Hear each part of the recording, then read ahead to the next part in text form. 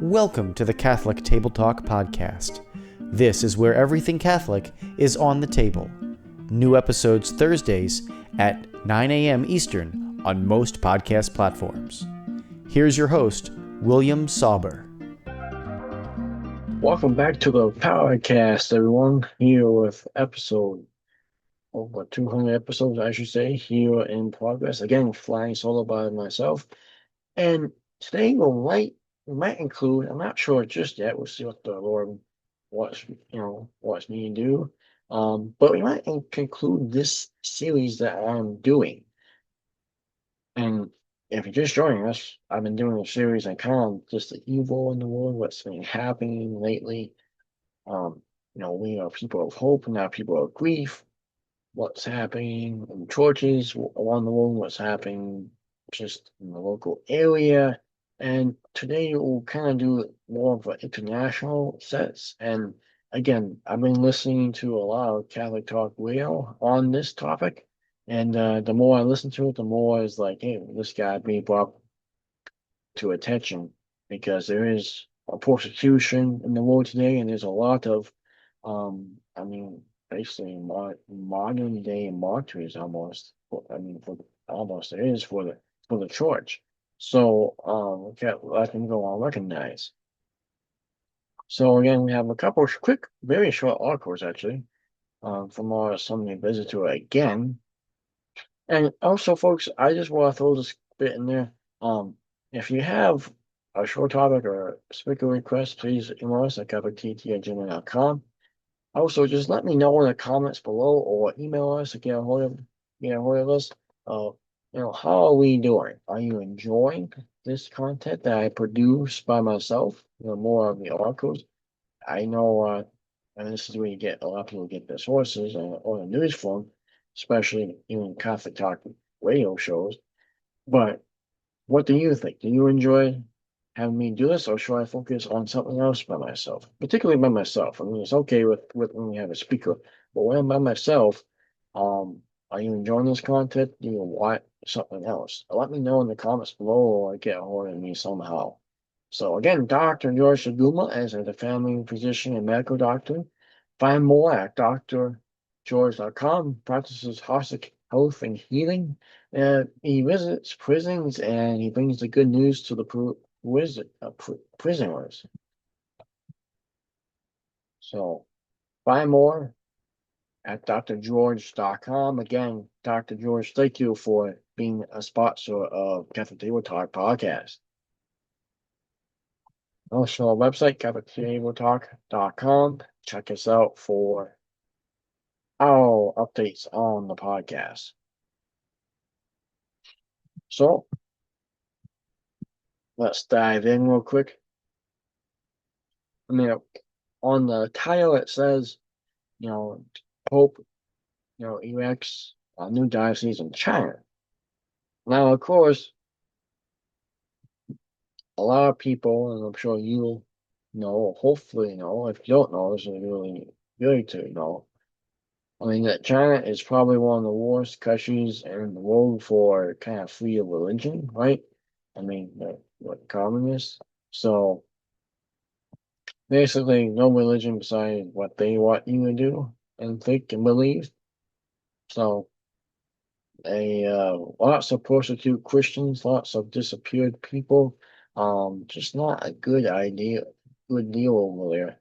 And so, and basically, they were saying that the church is Catholic, but of course they're weighing it so it's not really Catholic. It's Catholic to their things, which is not Catholic at all, mostly. And they even elected a bishop one time, not that long ago actually, that wasn't conformed by.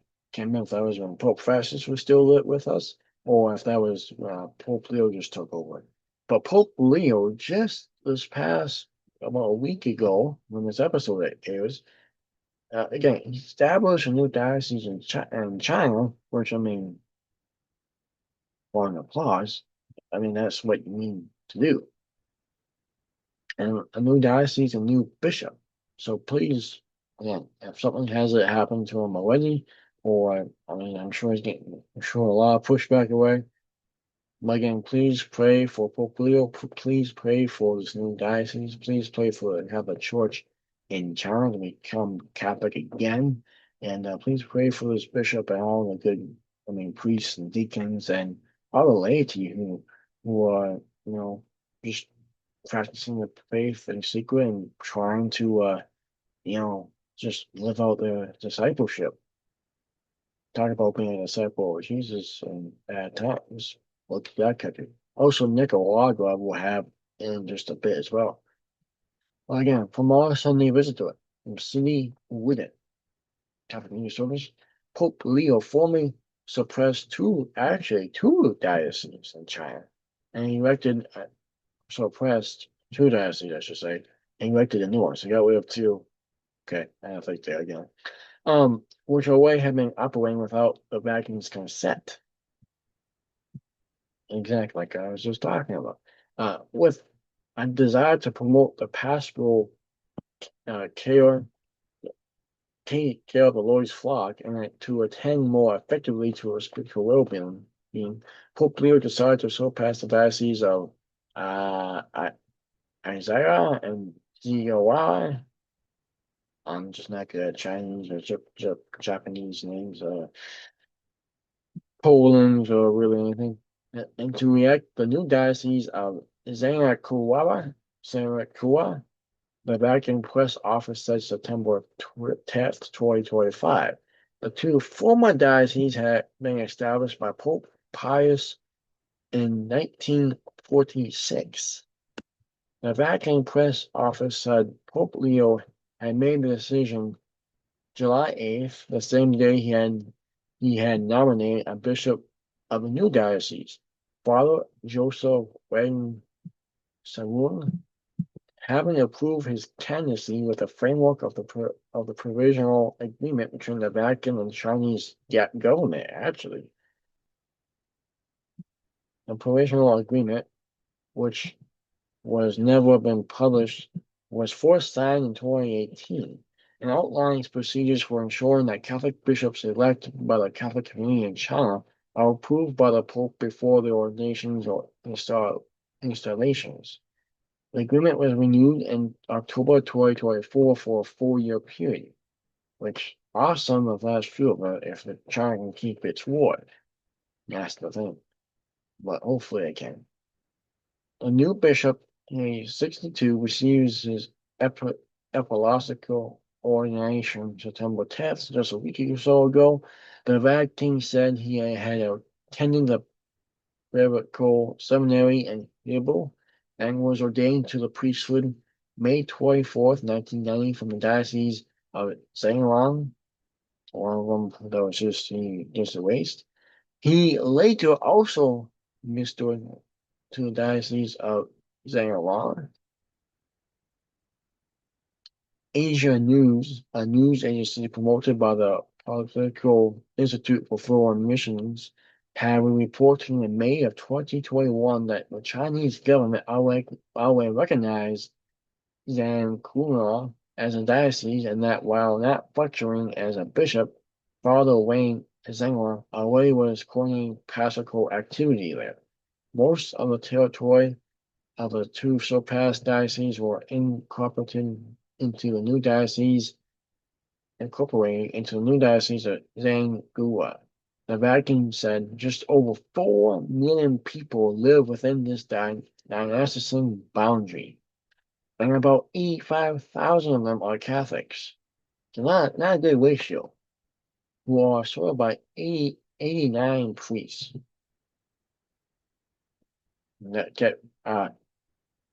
Zhangjiakou is about 125 miles northeast of Beijing. And Navarro. So again, God bless Pope Francis for working with it. God bless Pope Leo with working with it. Hopefully, again, um, things get a little crazy over there from time to time. And again, it's basically working without the Vatican's consent, so they kind of got that figured out at least a little bit. It sounds like so that is great news. And again, please pray for Bishop Wayne. for just his mission there. So again, to elect to Pope Leo at least two dioceses in China, making them connecting them, making them as one. We named it, and it's about a little over 2 miles northeast of Beijing.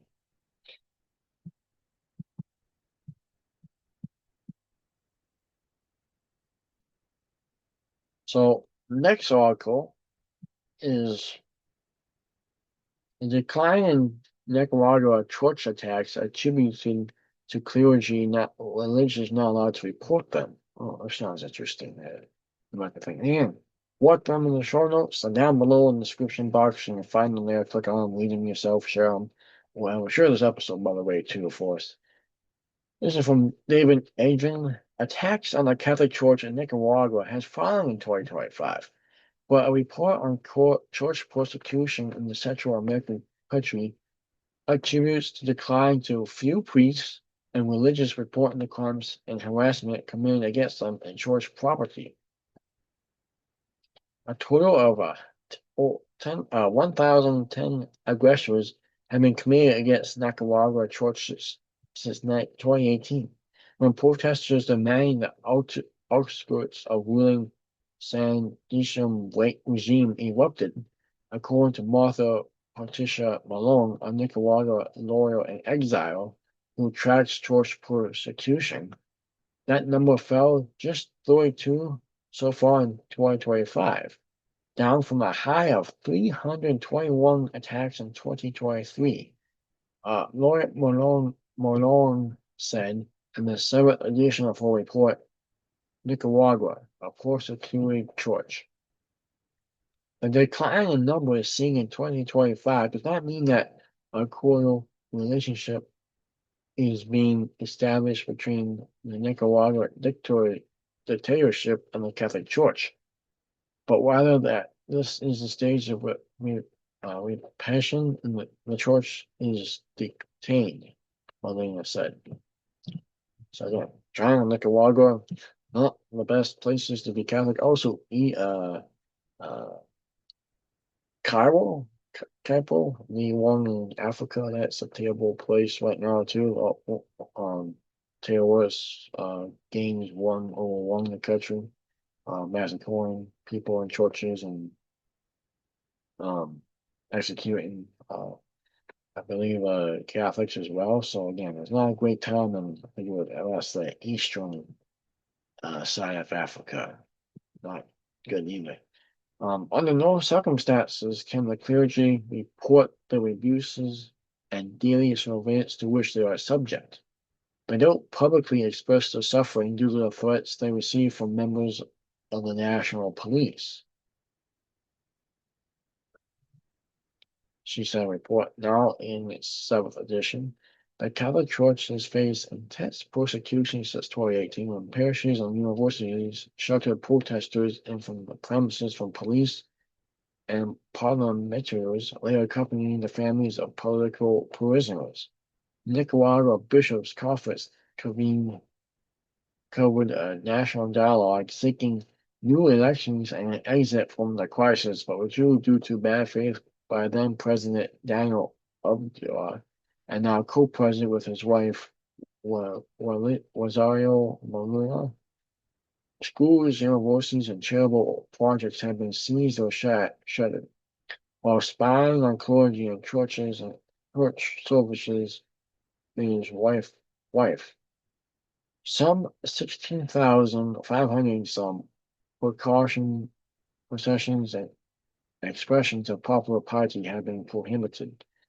Malala counted 302 clergy and religious living outside Nicaragua, having fled, been exiled, or denied readmittance upon return from foreign trips, though she cautioned the number could be larger and not all have gone public with their stories.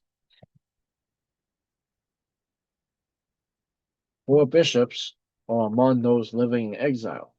Pope Leo received 3 of the exiled Nicaragua bishops August 24th for a private audience. Bishop Carlos Helena of Zaragoza, Bishop Isidore Moran of Sulan, and exiling Bishop Silvio Jose Baz Magua. Our observer was saying that the arts reforms proper support for polities supported by his predecessor in the country. What is the significance of the visit by these three bishops, you may ask? This is extremely important for Nicaragua because the Pope is reforming that he conforms the bishops that he and the church have appointed. So Father Niles de Jesus Hernandez, a Nicaraguan priest and pastor of the Queen of Peace Parish in Waterloo, Iowa. No details on the meeting were released to the media other than Vatican confirmation of the Pope welcoming Bishop Herrera, who was welcomed into a Franciscan community in uh, Guatemala after his expulsion. Bishop Baez said on X afterwards, "We spoke at length about Nicaragua and the situation of the church in particular. He encouraged me to continue my apostolical ministry and conform me as auxiliary bishop of Malaga. I sincerely thank you for your phantom welcome and your encouraging words." So again, end of article again. China a little bit okay with sounds like with agreeing with the Pope and following through as of now. Again, we'll see where that leads. And Nicaragua now a great place. And I mean, just for example, like just listen to have a talk show like Drew Mariano show. He's really on top of all the prostitution and church throughout the world. So again, you hear a priest talk about today, like, well, we're probably not going to be martyred, but, it's like, you never know. I mean, there's martyrs, everyday martyrs right now being persecuted, and I mean, again, that. Some are maybe being executed, some are not, but the church is in great exile. I mean, it's basically, you went on a trip, you're on a pilgrimage to Poland, and America said, you're not coming back. Now you're like stuck in Poland, and you're gonna be in Poland the rest of your life. Well, so again, pray for, of course, for world peace. That's what Mary said. Pray a rosary day for world peace, and just kind of keep up to date with these happenings because again, a lot of people are suffering. A lot of people are not so far off as you and me are. So. Thank God for your blessings, and again, just kind of know it, share it, keep up the news with it, because again, when you listen or you see Catholic news, you kind of make you think more. You can become more of an on fire Catholic. Maybe you pray for those people, and maybe you sacrifice for those people, maybe you share it with others. It can still be disheartening, maybe not so much depressing, but just kind of saddening, of course. But it's better to keep up with it than most of the other news that you see every day on our phones, tablets, computers, TV, social media, other media, that type of stuff. So again, these are down in the show notes below if you are listening or read them. And thank you again for hanging tough with me for another week here, folks. And God willing, we'll see you again next week right here on Catholic Talk podcast. Go to sacrament, stay in safe grace, and God bless you and your family. Thank you for listening to this week's episode of the Catholic Table Talk podcast, where everything Catholic is on the table. Don't forget to subscribe to Catholic Table Talk on your favorite podcast platform to get new episodes delivered directly to you every Thursday at 9 a.m. Eastern.